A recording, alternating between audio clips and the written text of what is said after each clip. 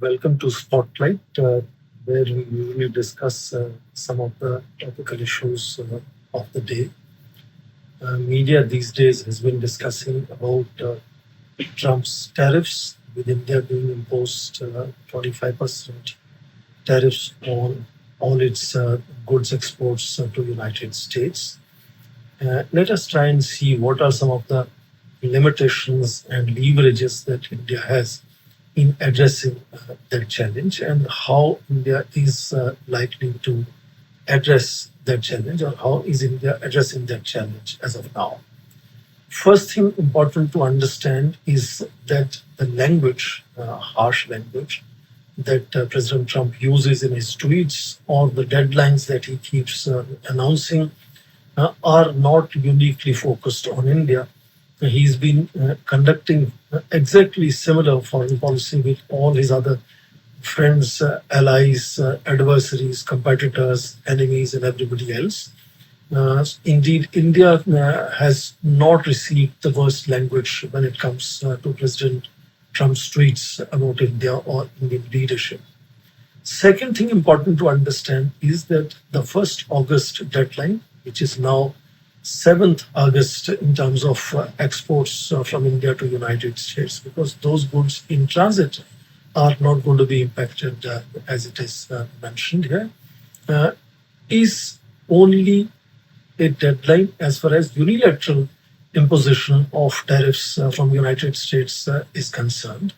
There is no similar deadline on India-US trade negotiations, which are continuing and might end up resolving some of these irritations. And if you see the trade agreements that President Trump has signed with several countries, from Japan to UK to European Union to Indonesia, Philippines, Japan, and so on, the tariffs have still been imposed by United States on its imports from these countries, but their range has usually been between 15 to 20%, compared to some of the other nations that have now been, from 1st of August, imposed up to 50% of tariffs in case of Brazil, or 40% in case of neighboring Myanmar, or let's say 25% in case of India, 35% in case of Canada. It is a range, and in that range, India is not the worst recipient of hike in tariffs, which are already imposed by United States. Third thing to understand is also the fact that there are already questions within the United States being raised, and there are lawsuits being filed in federal courts, whether the national security framework within which President Trump is invoking 1978 international emergency economic powers of the president, whether that can actually be invoked to have such sudden hikes in American imports from other countries. And that is partly driven by the fact that the increased hikes would mean increased prices for American consumers, whereas the tariffs, of course, will go to the government. So in that sense, there are already concerns within the United States, and likewise concerns with all 90 plus trading partners of the United States, who are then looking at what could be alternative destinations for their exports, which might become less competitive when it comes to exporting to United States, which of course is world's largest importing country and therefore important destination for all these countries exporting goods to United States in that sense. But in that sense, when these countries feel that their exports to United States are going to be more or less competitive, they start looking at other possibilities. For example, India's garment exports to United States will now be impacted upon by competitors like Bangladesh, Vietnam, or even Indonesia, which will have lower tariffs compared to 25% tariffs of India. And in that sense, India will have to look at what are alternative destinations for India's apparel garment exports that could be. One easy comparison that comes to mind is that United States imports about 80 to 90 billion dollars of garments every year, in which India's share of exports is roughly between 12 to 15 billion dollars. On the other hand, the collective European Union imports over $200 billion worth of garments and apparels. And India's export share right now is only $5 billion or so. Now, if tariffs in case of European Union are going to be less compared to tariffs on India's exports to United States, then some of these exports could be diverted to European Union. And in that sense, India's FTA with UK should accelerate India's FTA with the European Union to bring tariffs even lower and therefore find alternatives to where India could export. In same manner, India could also explore possibilities of expanding exports to, say, Middle East or West Asia, to Southeast Asia, to Africa. Indeed, China could be another possibility because we have often second or the largest trade with China. But in this case, China's exports to India are usually much more, $110 billion or more, whereas India's exports to China are roughly between $50 to $21 billion. And that is a very imbalanced trade, and one could then explore possibilities of enhancing India's exports to China as well.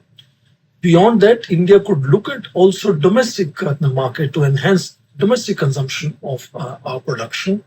And one could do that by facilitating India's manufacturing sector. So we could have more reforms and more incentivizations as part of Make in India, where India could, for example, see that regulations could change in such a fashion that inputs that go into making of India's exports could be made easily and in terms of cost-effective manner made available to manufacturers in India.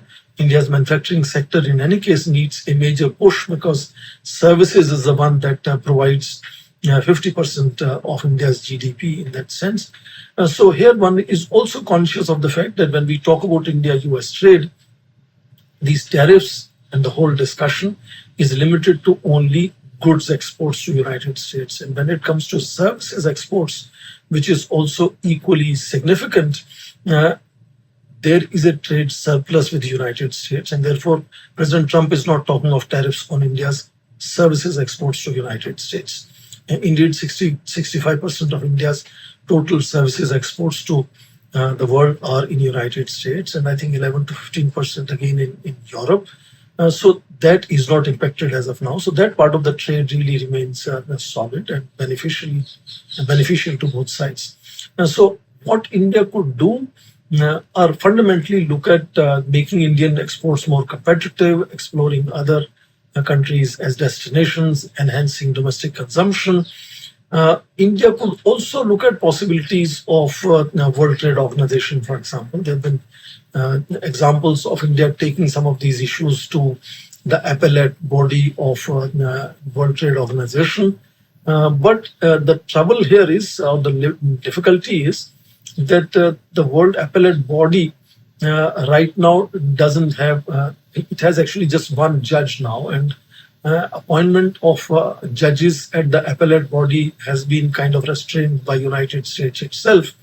And appellate body doesn't even have the quorum to deal with some of these dispute settlement issues that India might take to WTO.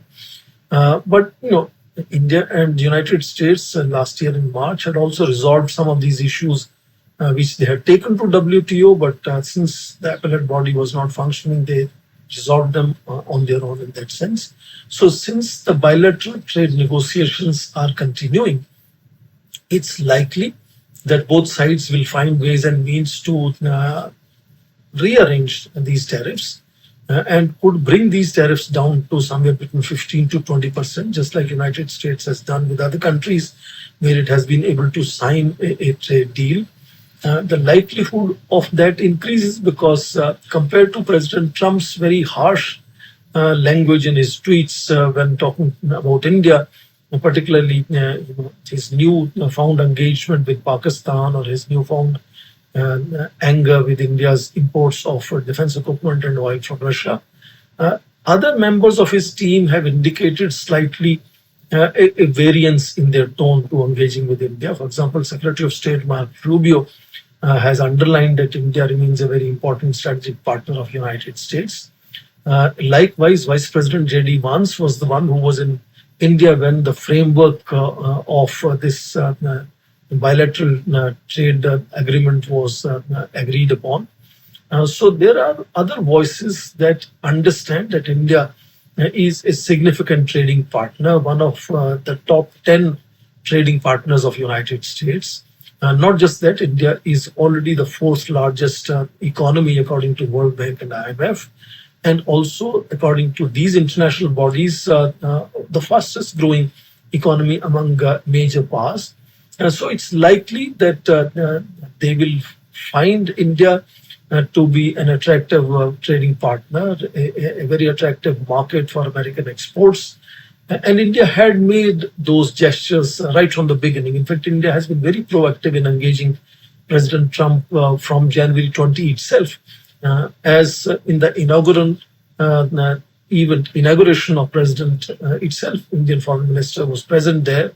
And in the budget of February this year, India had made gestures of symbolic reduction in tariffs in American exports of apples, of almonds, and Harley Davidson motorcycles. And since then, India has constantly been engaged. Indian Prime Minister was in United States and had a meeting in the White House in February, where I understand that several gestures were again made of enhancing America's defense equipment exports to India, whether it is Predator drones or it is F-35 fighter jets and so on. And likewise, also India perhaps had made a kind of a gesture of importing much more of American oil. And I think media had even indicated $25 billion of annual oil imports from United States, which are offers which India has made. In fact, even in the sensitive agriculture sector, India has agreed to enhance import of American soybean, partly because India doesn't produce too much soybean and America is a major exporter of soybean. So there are multiple varying voices from United States and also multiple varying concessions and offers that India has made, which should make it possible that sooner or later we have different kind of indications that whether before end of this month, August 2025, or by September or October, the bilateral trade agreement is likely to be concluded, and we might see these trade tariffs of United States, which are currently at 25%, coming down to the average level, like the other trading partners of United States who were able to sign a trade deal, which is between 15 to 20%. And meanwhile, India could also gear up to make Indian exports more competitive. There is a possibility of some of the Indian firms also facilitating American president's concern about onshoring manufacturing to make American exports more competitive. There are all kinds of possibilities, but I think the fundamental truth remains that we also need to understand that these anxiety-driven tweets and knee-jerk reactions of American president have some genuine reasons as to why he's so paranoid about American economy and its world trade. Currently, America's world trade suffers about nearly $1 trillion worth of trade deficit, $1 trillion worth of trade deficit. And the major thing that makes it more sensitive is the fact that America's main adversary, China, has exactly the opposite, nearly $1 trillion of trade surplus, which makes China has enormous system-shaving powers, as we say. Likewise, America's debt has been rising. It is now more than 133% of American GDP, which itself is large, about $28 trillion. And that is what drives such anxiety and angry tweets of American president. Of course, his main concern has to be China again, where American trade deficit remains nearly $300 billion. But it's also true that the trade deficit with India has also in last 5 years grown. and risen from about 17, 18 billion dollars to now $45 billion. So there are genuine concerns that American president has, which makes him push a hard line on tariffs on all other countries. But of course, these have been norms and mechanisms and arrangements where tariffs on the United States side were always lower because relatively advanced economies have more capacity to absorb that kind of tariffs by other countries which are relatively poor and developing. So partly it is also true that by taking such knee-jerk, paranoia-driven initiatives of suddenly increasing tariffs on all its trading partners, the United States has also over a period of time begun to undermine all the institutions, norms, arrangements, and mechanisms that actually undergirded the United States global leadership. So in the short term, yes, one could see that these policies might deliver. United States might see certain advantage in terms of collecting more tariffs on all exporting countries that export products to the United States. But in the long run, whether it will be useful to see growth in American economy or whether it is going to make American exports more competitive, and even deeper question whether it is going to not undermine American global leadership are issues that remain to be seen in the long run. But in the short run, I think the way negotiations between India and the United States are going, there is a possibility that their bilateral trade deal would bring down the tariffs on Indian goods exports to the United States to roughly the same as with some of the other countries that have signed similar deals, which is between 15 to 20%. Your feedback on our discussions are most welcome. And we look forward to continuing this conversation on many more topics in coming weeks and days. Thank you very much and have a nice day.